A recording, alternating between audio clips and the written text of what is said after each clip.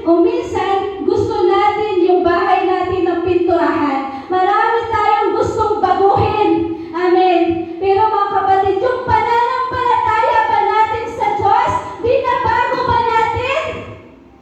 Palago ba tayo ng palago? Sino dito lumalago na?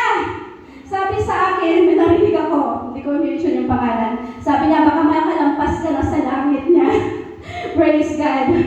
Hallelujah. Mga kapatid, kahit tayo naglilingkod sa Diyos, marami pa rin tayong gagawin ko, may nagagawa pa rin tayo na mali, di ba? Dahil nabubuhay tayo, mga kapatid, sa unperfect na mundong ito.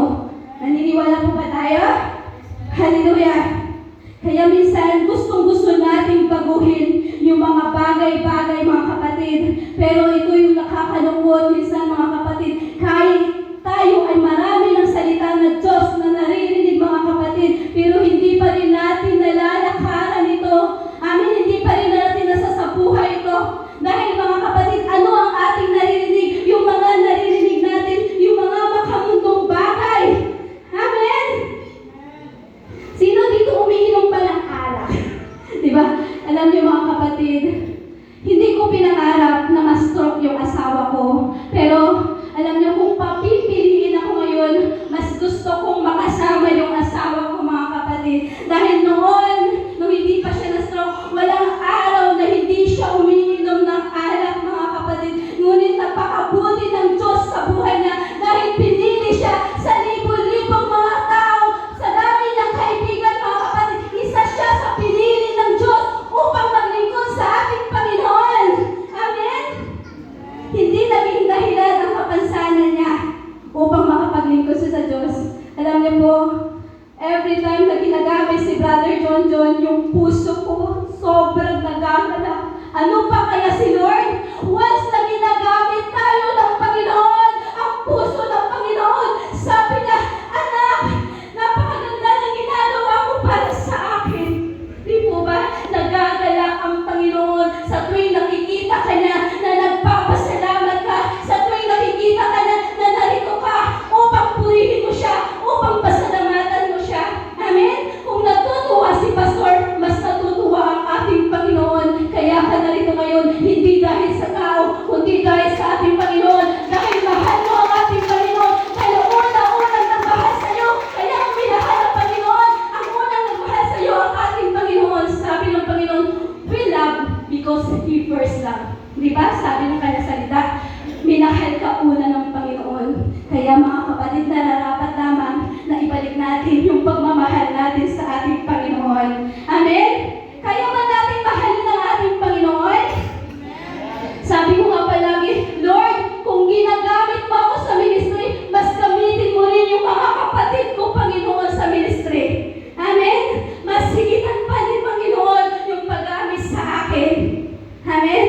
Yun yung laging dinidesire ko, mga kapatid. Sabi sa 1 Samuel, buksan po natin yung 1 Samuel chapter 16 verse 7. Ngunit sinabi sa kanya ni Yahweh, huwag mong tingnan ang kanyang taas at kasisigan, sapagkat hindi siya ang pinili ko. Si Yahweh hindi tumitingin ng katulad ng pagtingin ng tao. Panlabas na anyo, tinitingnan ng tao, ngunit sa puso, tumitingin ang ating Panginoon.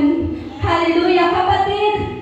Yung katotohanan, kahit gagaano ka, mga kapatid, kasikat sa mundong ito, mga kapatid, hindi yan tinitingnan ng Diyos sa'yo. Kahit gaano ka kayaman, kahit magaling ka dito mag-preacher, kung wala ka namang puso at pagmamahal. Amen? Mga kapatid, lagi nating tandaan, ang Diyos ay tumitingin sa puso. Kaya sabi ko, pag umawi tayo, huwag sa puso. Pagkus, mga kapatid, aawit ka sa Panginoon. Dito dapat sa puso, yung tagus na tagus, sabihin mo, Lord, kaya narito ako.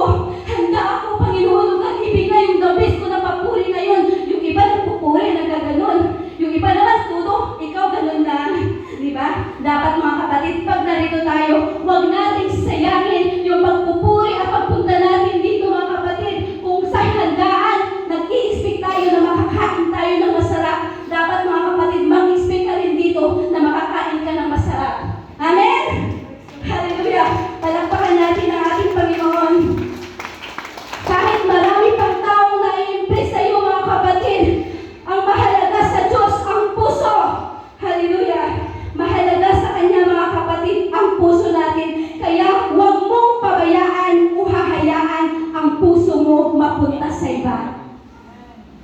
Tanungin ko kayo ngayon, nasaan ba ang puso mo ngayon? Baka naiwan sa bahay! Hallelujah! Naiwan ba sa bahay?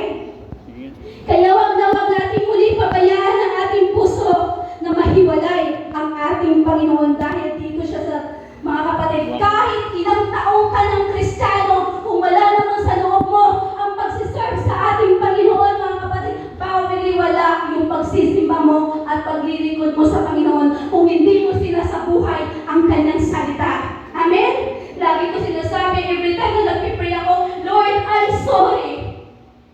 Every minute ng buhay ko, humihingi ako ng tawad sa ating Panginoon dahil mga kapatid, hindi ako perfecto. Mga kapatid, may pangalan ng perfecto. Amen? Kaya mga kapatid, lagi tayo humingi ng sorry sa ating Panginoon. At kung tayo man nagkasala sa ating kapwa mga kapatid, masarap sa pakiramdam mga kapatid na manghingi tayo ng sorry kahit alam natin na wala tayong ginawang kasalanan. Amen? Ayan, nais ko i-share mga kapatid ang tatlong cause that God chooses to grow us. Number one, God chooses trouble to teach us to trust Him. Gagamitin ng Diyos mga kapatid, yung mga trouble mo, yung mga pagsubok mo mga kapatid, para magtiwala ka sa Kanya. Amen? Sino dito nagtitiwala sa ating Panginoon? Na Lord, kahit may sakit ako, pupunta pa rin ako sa iyong sanctuaryo dahil alam ko, Panginoon, ikaw lang ang magpapagaling sa akin. Amen? Alam niyo mga kapatid, that time, nung naoperahan ako, hawak-hawak ko yung hose mga kapatid, sabi ko, pupunta ako kung saan. Naalala ko pa yun si Pastor Art sa Paranaque ko. Sabi ko, dito ako pagagalingin ng Diyos. Kahit nahihirapan ako, kahit sobrang sakit ang nararamdaman ko, pero alam ko na dito akong pagagalingin ng Diyos. Amen? Dinideklara ko na doon ako pagagalingin ng Diyos sa lugar na ito. Natagpuan ko ang kagalingan dahil hinanap ko ang nagpagaling sa akin. Amen? Kahit saan, pwede mo matagpuan ang ating Panginoon, mga kapatid. Dapat ayos yung puso mo. Amen? May mga pagkakataon na gumagamit ang Diyos ng problema o kahirapan upang matuto ka magtiwala sa Kanya. Amen? Sino dito maraming natutunan sa pagsubok na naranasan niya? Diba? Alam mo mga kapatid, i-share ko. Grabe. Actually mga kapatid, sa paglilingkod ng Diyos, sa Diyos, sabi nga ni Pastor, hindi madali, napakahirap. Pero mga kapatid, ang sarap naman sa piling mga kapatid, kahit mahirap yung sitwasyon mo, pero mga kapatid, may assurance ka, may pinanghahawakan ka, na kahit anong pagsubok ang dumating sa buhay mo, magkakaraos ka, magtatagumpay ka dahil tutulungan ka ng Diyos. Diyos na sumasagot ng ating panalangin. Amen? Sabi niya sa Jeremiah 33 verse 3, tumawag ka sa akin at ako'y sasagot sa iyo. Magpapakita ng mga bagay na hindi mo maunawaan. Nung naisiyo si Brother John mga kapatid, sabi ko, Lord, lingkod mo ako. Hindi mo hayaan na mabuksan ang ulo ng asawa ko. Yun yung sinabi ko sa Panginoon. Sabi ko, Lord, gumawa ka ng himala. Dahil alam ko, Panginoon, ikaw ang aking Diyos na pinaglilingkuran, Diyos na makapangyarihan. Amen? Kahit yung doktor nagtaka sa asawa ko.